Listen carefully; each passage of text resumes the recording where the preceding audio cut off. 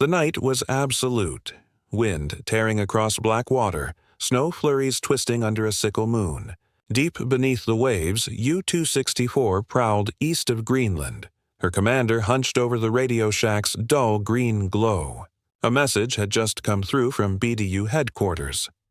Convoy detected. 240 miles northeast, course west by northwest. He grinned. Perfect hunting ground. The radio operator adjusted the dial, transmitting their acknowledgement in the clear. Just 4 seconds. A quick burst on high frequency, encrypted by Enigma and invisible to the naked ear. Then silence again. The sea groaned softly above them, the diesels idling. The commander lit a cigarette, watching the smoke curl toward the red emergency lamp. Somewhere beyond the black horizon, dozens of merchant ships moved slowly across the Atlantic. Blind giants carrying oil, food, and fuel. He imagined his torpedoes slicing into their hulls before dawn, but he never saw the signal the other way. 200 miles west, aboard HMS Duncan, a small team of Royal Navy signalmen leaned over a glowing cathode ray tube. The line spiked. The bearing needle steadied at 067 degrees. High-frequency contact, the operator whispered. The destroyer's captain nodded once. Within minutes, 3 escorts altered course simultaneously, their compasses converging on an invisible source. The U-boat had just signed its death warrant. Its transmission, a 4-second flicker of electrons, had lit up across the Allied network like a flare in the dark. From Iceland to Newfoundland, from shore stations to convoy escorts, lines crossed, bearings met, and the ocean's secret point of origin appeared on a map. The Germans thought they were tracking the convoys. They never realized the convoys were listening back. When the Second World War began, the ocean belonged to sound and to silence. It was a battlefield measured not by territory but by detection. And in 1939, no one understood that better than the Kriegsmarine's U-boat arm. The logic of the Wolfpack Germany's strategy was simple in concept, but terrifying in execution. A single U-boat could do damage, but a Wolfpack, a coordinated line of submarines stretched across shipping routes, could annihilate convoys. The key was communication. Dozens of submarines, each alone in thousands of square miles of sea, relied on radio bursts to find each other and to home in on merchant targets. Every U-boat carried a funkroom, the cramped radio room. Operators used high-frequency, HF transmitters to send short-coded signals back to command centers in occupied France or Norway. Each message, encoded by the Enigma machine, was believed to be untraceable. Messages were short, often only seconds long, and at those frequencies radio waves could travel hundreds, even thousands, of miles by reflecting off the ionosphere. To the Germans, this was genius. They could coordinate their entire undersea fleet through the air, unseen, unreachable, and secure. How radio became a weapon. The Kriegsmarine's radio network was both nerve system and heartbeat. The Befehlshaber der Unterseeboote, BDU, Admiral Karl Dönitz's headquarters in Lorient, sent and received hundreds of signals daily. Submarines reported positions, fuel levels, contact sightings, and attack results. In return, Dönitz's staff redirected boats, formed new wolf packs, and warned of enemy aircraft or escorts. These signals were short but constant, and the Germans prided themselves on their radio discipline. Operators were trained to transmit for no longer than 20 seconds, believing that the Allies could never locate a signal so brief. The ocean was vast, the odds infinitesimal. It was a reasonable belief, until mathematics and antennas began to disagree. The early Allied blindness in 1940 and 1941, the Allies were losing the war of sound. Convoy after convoy vanished in the mid-Atlantic. In some months, 1 out of every 4 merchant ships never reached port. The Royal Navy's surface escorts and aircraft patrolled endlessly, but they were fighting ghosts. U-boats appeared, struck, and melted back into the sea.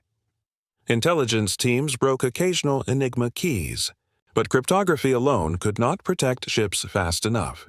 The problem wasn't what the Germans were saying, It was where they were saying it from. If only the Allies could trace those fleeting bursts of HF transmission to their source, they could anticipate ambushes before the first torpedo was fired. But direction finding, as it existed then, was slow and clumsy. Large shore-based antennas could pick up bearings, but triangulation took hours, sometimes days, and by then convoys were already burning. Signals and shadows. The ocean in 1941 was a paradox. Every U-boat needed to talk to survive, but every transmission risked being overheard. British engineers began asking, could we turn those whispers into coordinates? Some remembered the experiments from the 1930s, primitive radio direction finders that used rotating loop antennas to locate transmitters. They were useful for navigation, but not for war. The equipment was large, slow, and useless against fleeting bursts. What they needed was speed, something that could give a bearing almost instantly, with no human lag between hearing and plotting. The birth of a new idea. In a small laboratory in Britain's Admiralty Signal Establishment, engineers led by Robert Watson Watt and his peers began adapting an older technology, used for meteorology and early radar, into a naval instrument. Their concept: use twin antennas to detect phase difference between incoming radio waves, instantly giving the direction of the transmitter. The system was called high-frequency direction finding, or HF-DF. Sailors, unable to pronounce it amid the chaos of battle, shortened it affectionately. Huff-Duff. It was about to change the Atlantic forever.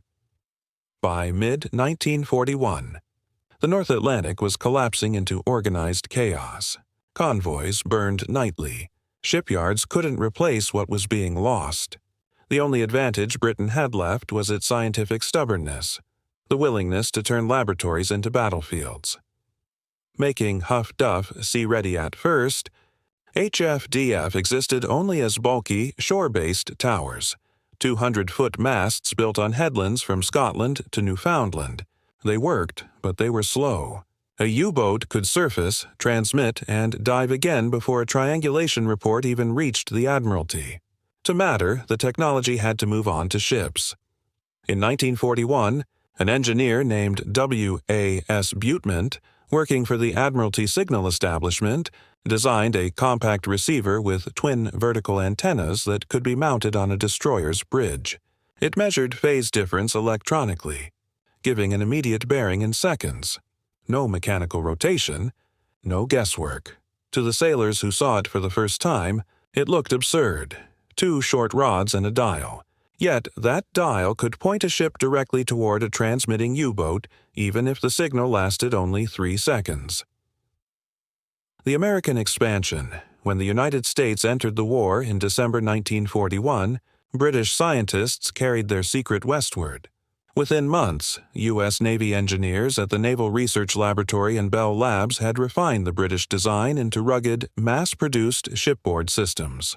The Allies established a network of hundreds of shore, HF-DF stations across the Atlantic, from Iceland and the Azores to Newfoundland and Bermuda, all linked by teleprinter to operational headquarters.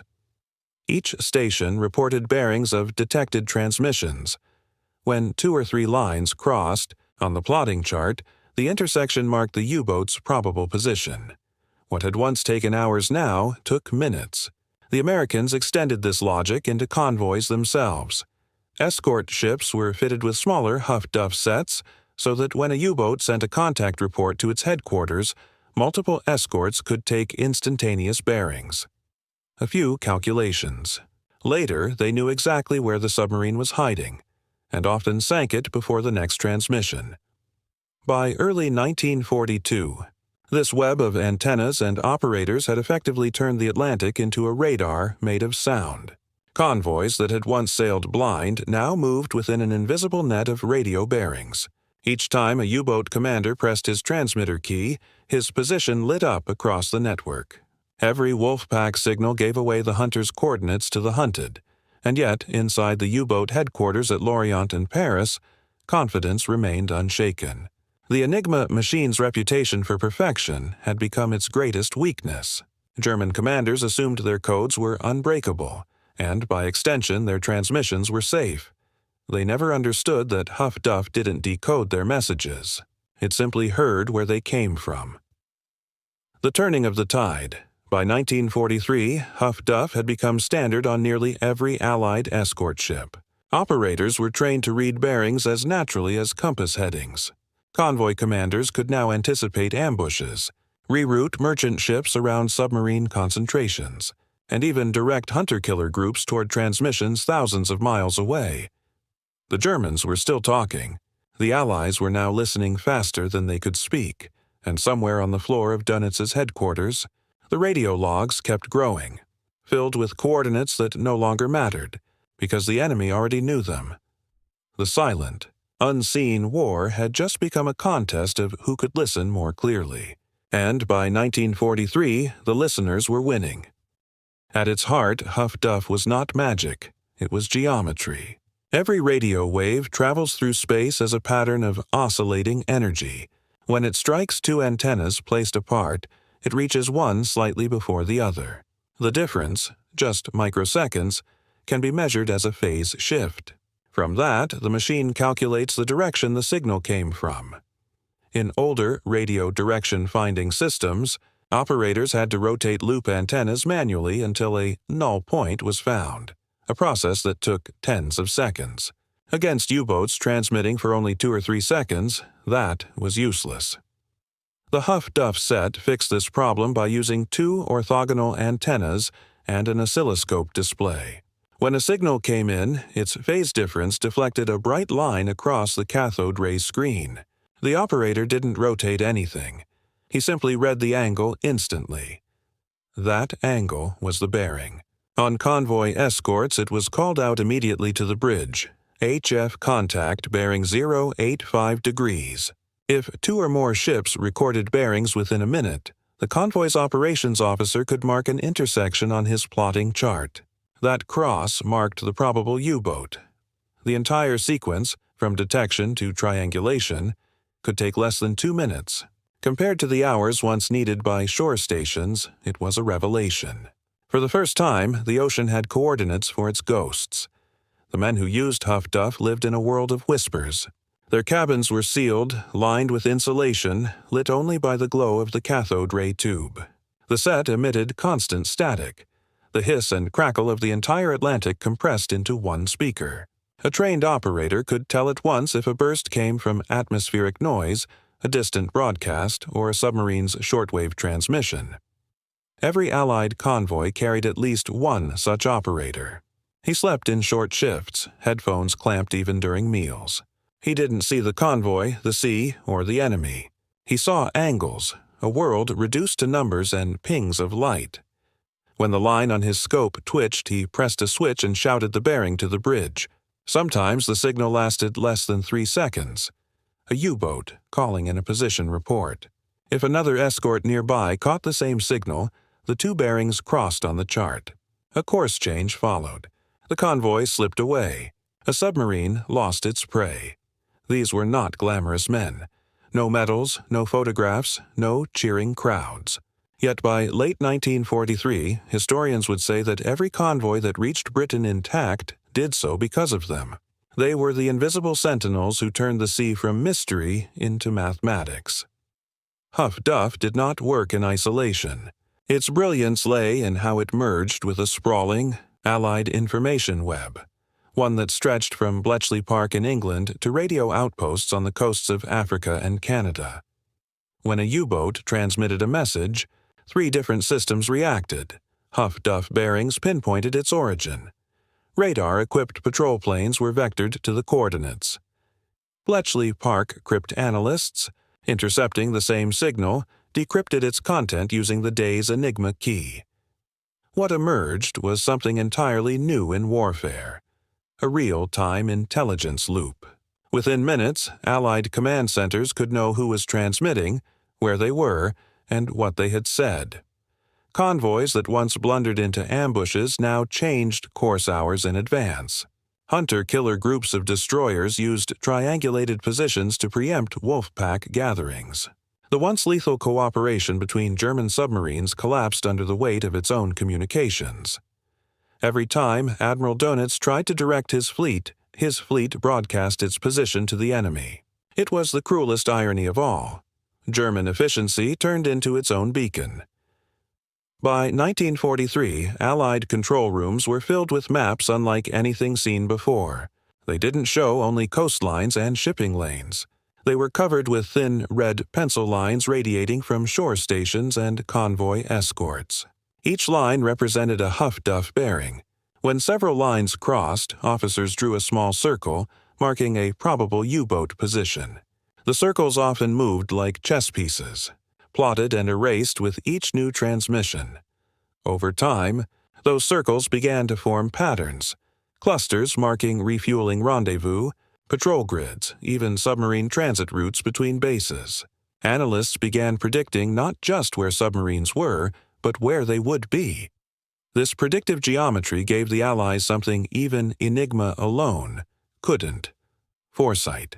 Convoys rerouted around danger zones weeks before wolf packs arrived.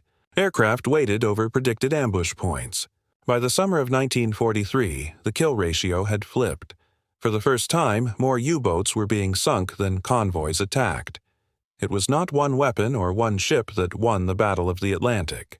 It was a web of listeners, the quiet revolution of men and machines who made the ocean transparent. For the men of the Kriegsmarine, radio was both sword and shield. The Enigma machine had given them an aura of invincibility. Encoded messages rattled out from U-boats every few hours, terse, mechanical, and supposedly unreadable. In their confidence, German captains grew careless with radio discipline. Messages lengthened. Position reports were repeated when not acknowledged. BDU headquarters demanded constant updates, believing coordination was their greatest advantage. But Enigma's strength blinded them to another truth. Encryption protects content, not location. Every time a submarine transmitted, the signal itself was a flare. No amount of coding could hide its origin from a directional antenna. What the Germans never grasped was that their enemies no longer needed to read the message. It was enough to know where it came from. By 1943, many German radio men noticed a strange pattern. Within hours of transmitting, Allied aircraft appeared overhead. Depth charges followed. The probability seemed too consistent to be coincidence, yet the cause eluded them. They blamed spies, radar, even witchcraft.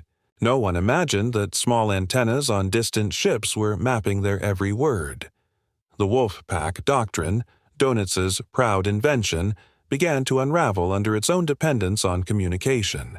The tactic demanded frequent contact reports, each boat calling in when sighting a convoy so others could converge. But with Huff-Duff covering the Atlantic, those calls became homing signals for Allied hunter-killer groups. The more submarines spoke, the more they died. Allied convoys now appeared to turn preemptively, vanishing from ambush points. When U-boats regrouped elsewhere, destroyers and aircraft seemed already waiting. The commanders aboard the boats could not explain it, but the pattern was unmistakable. Between January and June 1943, losses soared from 15 to over 40 U-boats per month. The North Atlantic, once their hunting ground, had become a graveyard. For Dönitz, it was incomprehensible. His doctrine relied on communication. His fleet's survival now required silence. The contradiction tore at the core of his command.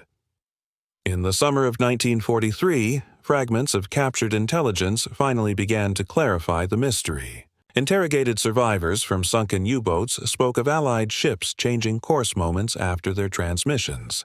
Some described seeing destroyers steer directly toward them within minutes of sending encrypted messages. In August, German technical officers began experimenting with their own direction-finding equipment, hoping to catch Allied signals.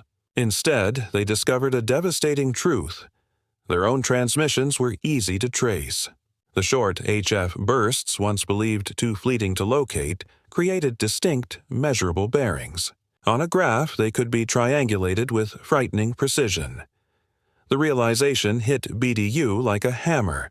Their entire operational network had been compromised not by spies or code breakers, but by physics itself. No countermeasure could erase the fact that radio waves travel in straight lines. The sea, which had always concealed them, had turned traitor. Dönitz ordered new radio discipline. Transmissions must be shorter than 3 seconds, fewer per day, and only when essential. But silence bred blindness. Isolated submarines now hunted alone, cut off from coordination and intelligence. The wolf pack had dissolved into solitary predators, weaker, slower, and fearful. Submarine radio operators, once proud of their skill, now treated their transmitters like loaded weapons. Every message carried the possibility of death. Some crews switched to low frequencies. Others delayed transmissions until storms masked them. None of it worked. For those who survived, the war's end brought an understanding almost too bitter to bear. They had been defeated not by might, but by measurement. The Allies had learned to listen harder, faster, and farther than they ever thought possible. And that was the cruelest truth. The war for the Atlantic had ended the moment the U-boats started talking. May 1943. The Atlantic was still endless and black, but something in its rhythm had changed.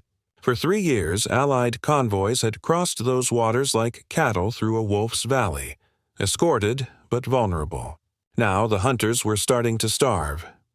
The setup: Convoy ONS-5 on April 22, 1943. Convoy ONS-5 left Liverpool for Halifax. 43 merchant ships, loaded with coal, steel, and machinery, creeping westward at 8 knots.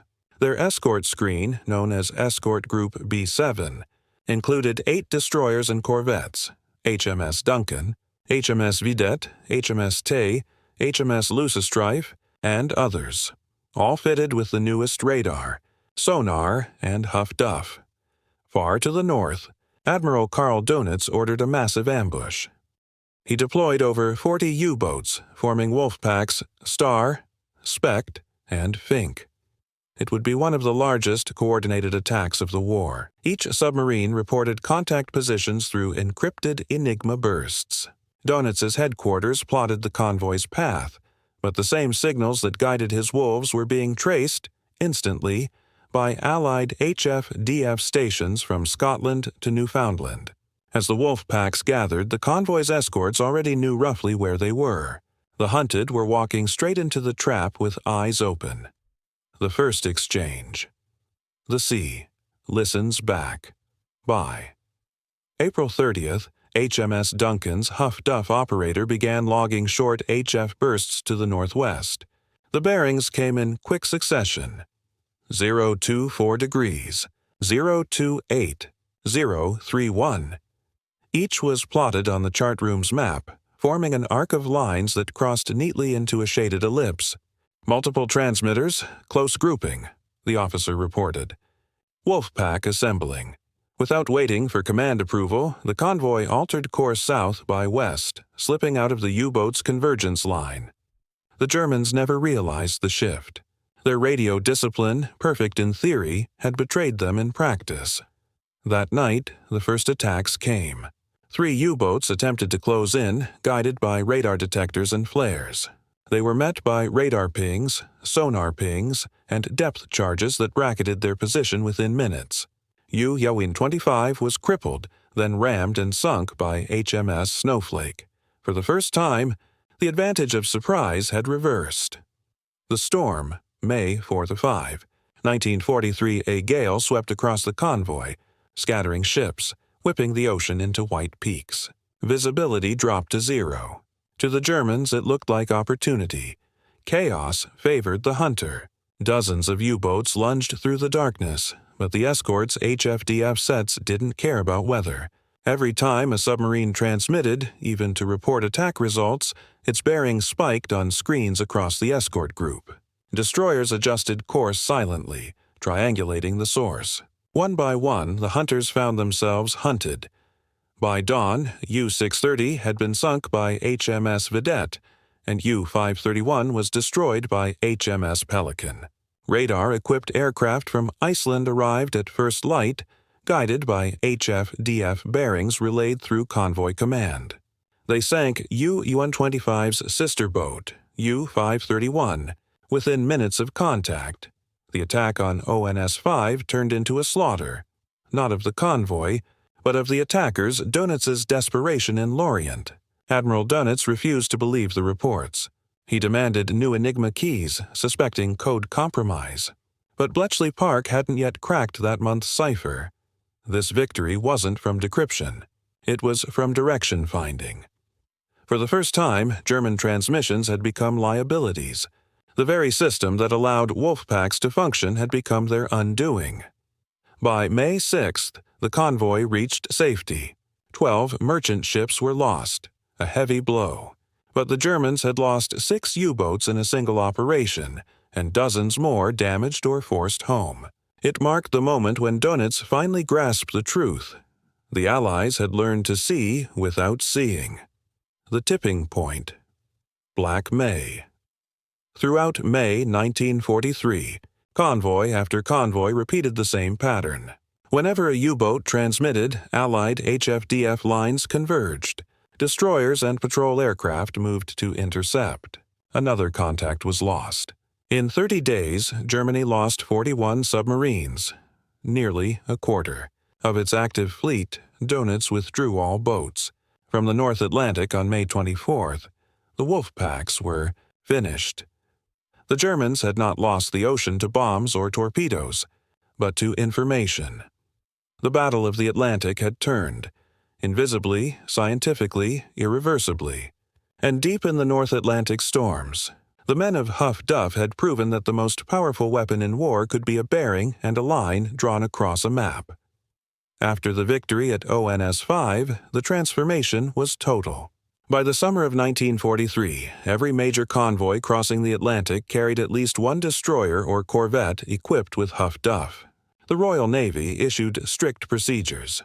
The instant a U-boat signal appeared, all escorts in range would take simultaneous bearings. Within seconds, their thin red lines converged on the plotting table, forming a cross that pinpointed the source with uncanny precision.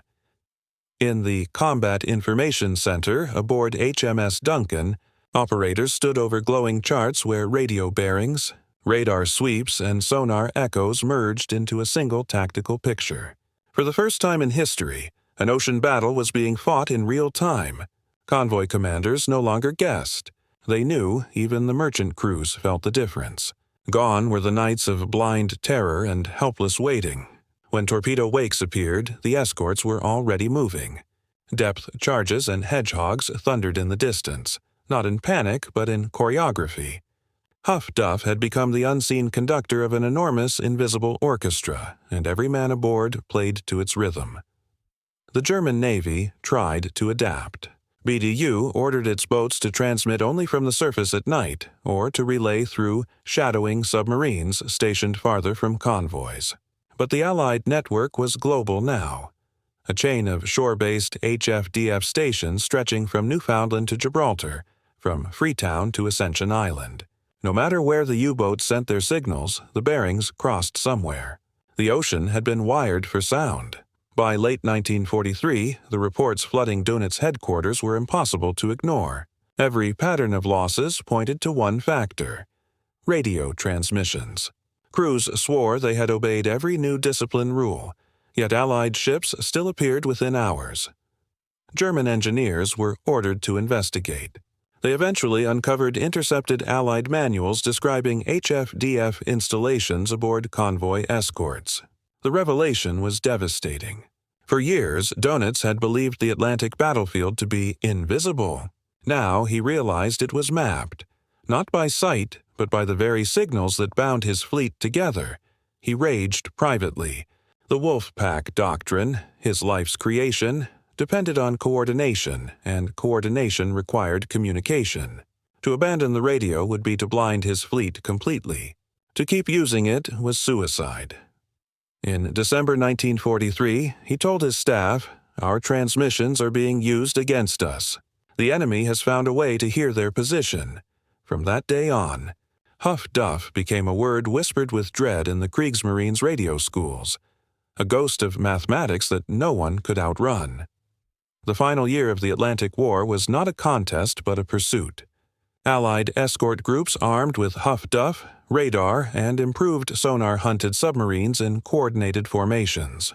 Aircraft from escort carriers received real-time HF-DF bearings and attacked surfacing boats the moment their antennas broke the waves. The U-boats, once stealthy communications, now illuminated entire battle maps. Allied operation centers in Londonderry, Washington, and Bermuda combined Huff-Duff data with decrypted Enigma intercepts and radar intelligence, creating what historians would later call the world's first integrated intelligence network.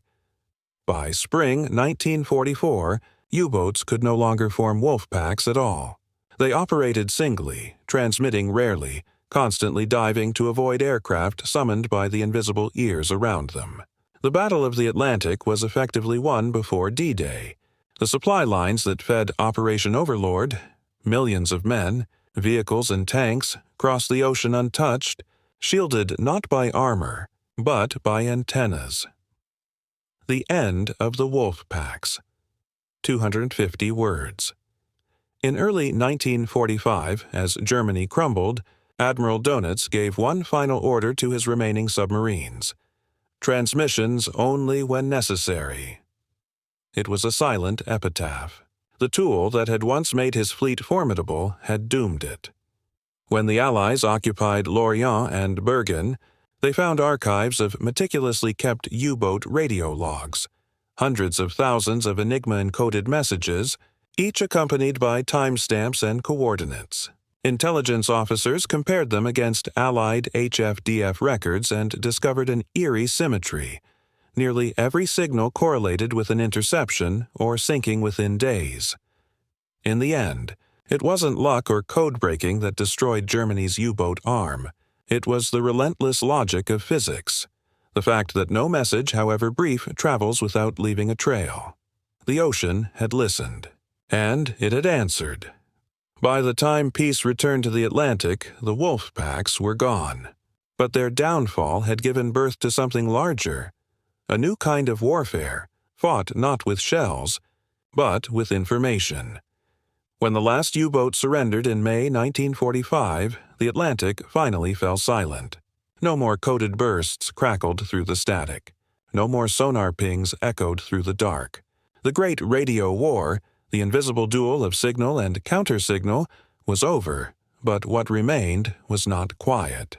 It was understanding. The men who had built and operated Huff-Duff had done something that few engineers in history ever achieve. They had redefined the boundaries of perception. They had taken something intangible, radio noise, mere vibrations in the air, and turned it into geography. The ocean, once a world of guesswork and superstition, had become a domain of coordinates, bearings, and certainty. The Allied navies came out of the war not just victorious, but transformed. Huff-Duff wasn't viewed merely as a device, it was now a doctrine. During the post-war conferences at Londonderry and Washington, analysts dissected every major U-boat battle. Time after time, the same pattern appeared. Victory followed whenever HF-DF data had been instantly shared between escorts and shore networks. The system had turned convoys from prey into a coordinated machine. That principle, interconnected situational awareness, became the cornerstone of post-war naval design. Combat Information Centers, CICs, which had been improvised rooms filled with radio men and chalk charts, were formalized on every new ship. They became the digital nerve centers of future fleets, where radar, sonar, and radio direction finding were fused into one screen. The concept of networked warfare, a defining idea of the late 20th century, had been born in the static hum of 1943. When peace came, the technology of listening did not rest. The British kept their coastal HF-DF stations operational, while the Americans extended theirs into a vast hemisphere-wide lattice. From Newfoundland to Alaska, from Okinawa to Guam, new antennas rose, slender steel fingers listening to the world's electromagnetic heartbeat. By the 1950s, these networks had merged into the Cold War's most secretive alliance, NATO's combined HF-DF system, later known by the codename Wollenweber. Massive circular antenna arrays, elephant cages, sprouted near military bases across Europe and North America. Each could detect and locate a transmission anywhere on Earth, just as their wartime ancestors had done in the North Atlantic. The lineage was direct. What Huff-Duff had done to U-boats, Wollenweber would now do to Soviet submarines and long-range bombers. The Cold War ocean became a listening post the size of the planet. Engineers quietly acknowledged their roots. In internal reports, they called the new system HF-DF Mark X. Its ancestors, those crude twin antennas mounted on destroyers in 1943, had simply grown up. Yet amid the celebration of post-war innovation, many of the actual operators faded into obscurity. The men who had sat in tiny cabins aboard corvettes, tuning their receivers through endless static, received no medals for valor. They had not fired guns or dropped bombs. Their victories were measured in convoys that arrived safely, in ships that did not sink. Historians later called Huff-Duff the weapon that never fired. But among those who knew, it was more than that. It was proof that intelligence could defeat brute force, that knowledge itself could become a weapon of survival. One operator, interviewed decades later, said softly, "We didn't destroy the submarines. We just told the sea where they were hiding." In that simple line lay the moral of the entire campaign. Humanity's oldest fear, the unseen threat beneath the waves, had been conquered not by courage alone, but by comprehension. When the war ended, the HF-DF antennas were dismantled from destroyers, their metal frames rusting in shipyard yards. But their idea endured, the belief that the first act of defense is to listen. The end of the Second World War didn't silence the airwaves. It made them louder. Every new nation, every army, every corporation that discovered radio used it to speak, signal, or spy. The very frequencies that once carried U-boat orders now carried the heartbeat of an entire planet. And once again, those who learned to listen first held the advantage. In 1949, a secret U.S. Navy program known as Project Jezebel began installing underwater microphones across the Atlantic. These hydrophones could detect the low-frequency rumble of submarine propellers hundreds of miles away. When linked to signal processing centers on land, the system became the Sound Surveillance System, SOSUS. Its foundation was the same principle that had made Huff-Duff revolutionary: direction through triangulation. Instead of radio bearings, SOSUS used time delays in acoustic arrival. Instead of antennas, it used the sea itself as a conductor. By the early 1960s, the network ringed the Atlantic and Pacific basins, silently plotting Soviet submarines as precisely as Huff-Duff had once done to German U-boats. Operators in windowless bunkers at NAVFAC Argentia and NAVFAC Eleuthera watched glowing tracks on sonar scopes, calling out bearings and coordinates just as their predecessors had in 1943. Technology had changed. The mindset had not.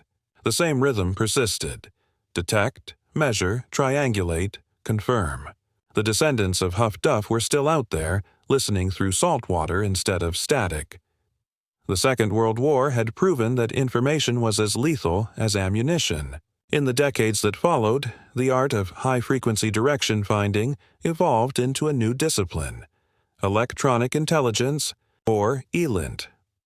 By the 1950s, ground stations and reconnaissance aircraft were using arrays of directional receivers to capture enemy radar signals, missile tests, and even telemetry from space launches. The mathematical core was unchanged.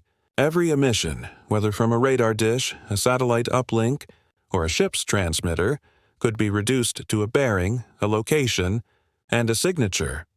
The U-2 and later the SR-71 Blackbird carried HF-DF pods that could map radar networks from 70,000 feet.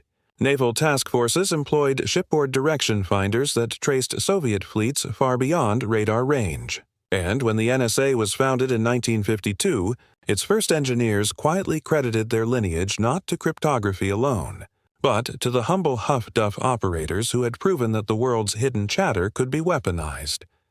What began as a tool of survival eventually transformed into a paradox. The more humanity learned to listen, the less private the world became. During the 1970s and 1980s, The same HF-DF mathematics used to protect convoys now powered early satellite interception systems and global communications monitoring. Massive listening complexes, Menwith Hill in Britain, Pine Gap in Australia, Misawa in Japan, sprouted around the globe, forming a planetary web of ears that could hear almost anything that spoke through the air. The invisible ocean of 1943 had become an invisible planet, mapped by its own noise. Huff-Duff's quiet revolution had grown into the age of surveillance. Every signal was now a story, every transmission a potential coordinate. The line between defense and intrusion had blurred into static. Yet behind the politics, the science remained pure, a testament to human curiosity. It was never born from greed or fear, but from one question whispered in a British lab: "Can we find them by their signal?" The answer reshaped the modern world. Every submarine hunter, every intelligence analyst, every satellite engineer who traces a signal's origin today is walking in the footsteps of those first destroyer signalmen who stared at the flicker of a cathode ray beam and called out, "Bearing 085. Their tools have evolved. Digital spectrum analyzers, phased arrays, machine learning algorithms, but their mission remains the same: make sense of the unseen. The antennas may be larger, the software smarter, the data infinite. Yet the heartbeat of Huff-Duff still echoes in every piece of electronic intelligence hardware on Earth. From the North Atlantic in 1943 to low Earth orbit in 2025, the logic has not changed. To find truth, you listen. To survive, you listen faster. By the time the 20th century ended, the descendants of Huff-Duff were listening to entire worlds, but they all began with the destroyer's operator, headphones pressed to his ears, hearing through the noise of war the faint hum of a U-boat giving itself away. The Second World War was filled with thunder, bombs, engines, sirens, and guns, but the victory that mattered most was silent. It was won by people who listened. On the bridge of a destroyer in the winter Atlantic, the air once crackled with the faint hiss of static. Somewhere in that noise lay a pattern, a burst of energy only 3 seconds long, crossing the ocean from a hidden submarine to its command. To most ears, it was meaningless. A flicker, a whisper, a breath of electricity lost in the wind. But to a trained operator staring at the glowing face of a cathode ray screen, that whisper was a direction, a bearing, a line across the void that turned uncertainty into knowledge. That moment, when a man could trace an enemy he could not see, marked something greater than a technological leap. It was a philosophical one. For centuries, war had been about who could strike harder or endure longer. But Huff-Duff taught humanity that survival belonged to those who could understand faster. The ocean no longer belonged to the boldest. It belonged to the most perceptive. When historians wrote about the Battle of the Atlantic, they counted ships sunk and convoys saved. But those numbers hide the deeper truth, that the turning point came not in explosions, but in awareness. Every safe arrival at Liverpool or Halifax was a victory of patience over panic, of silence over spectacle. The men who manned those direction finders rarely saw the ships they saved. They listened, plotted, called out bearings, and vanished back into the static. No medals, no glory. Just the hum of the headphones and the knowledge that their vigilance had guided thousands home. And in that calm persistence, a pattern was born, one that would shape every era that followed. Because Huff-Duff was more than a wartime tool. It was humanity's first global era, the first time we realized that the invisible could be mapped, that chaos itself carried coordinates waiting to be found.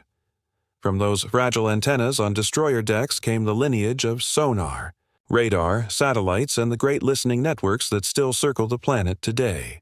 Each one a whisper louder than the last. Each one carries the same quiet promise.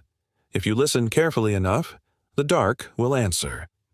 The war ended long ago, but the act of listening, patient, mathematical, human, never did. It remains the truest victory Huff-Duff gave us, that sometimes, to win, you don't need to shout. You only need to hear.